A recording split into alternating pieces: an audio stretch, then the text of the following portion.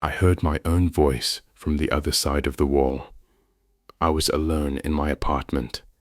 I had been alone for 3 days.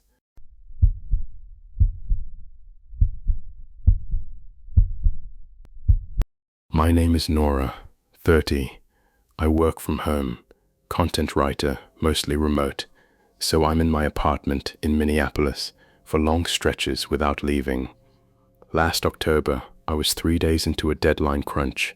No socializing, no errands, just me, my laptop, black coffee, and the quiet. The first time I heard it, I thought it was the TV in the apartment next door. My neighbors watch a lot of reality TV. I hear it sometimes, muffled, through the shared wall. Voices I don't recognize, laugh tracks, normal.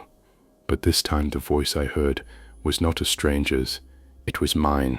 My exact cadence, my word choice, my tone when I'm on a work call, saying something I couldn't quite make out.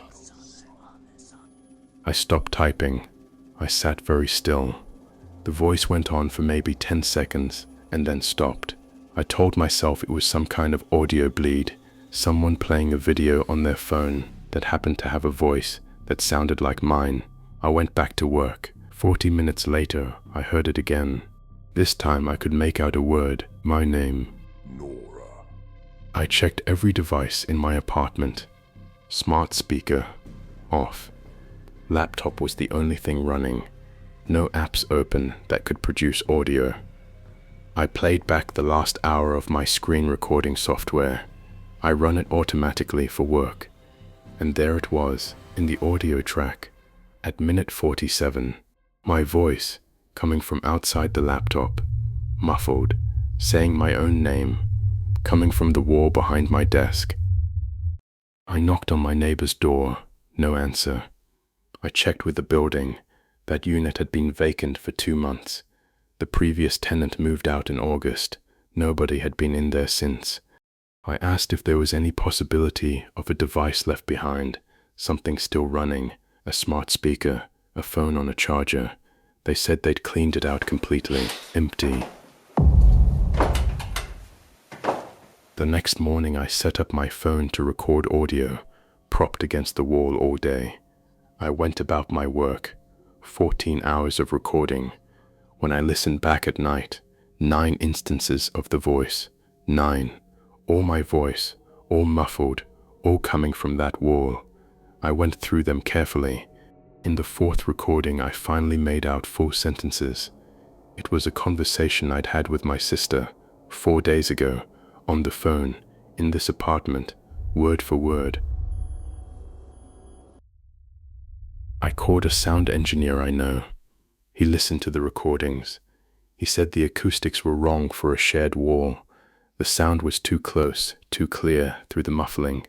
He said it wasn't coming through the wall, it was coming from inside my apartment. Wider, somewhere close to where I recorded it, maybe 8 to 10 feet away.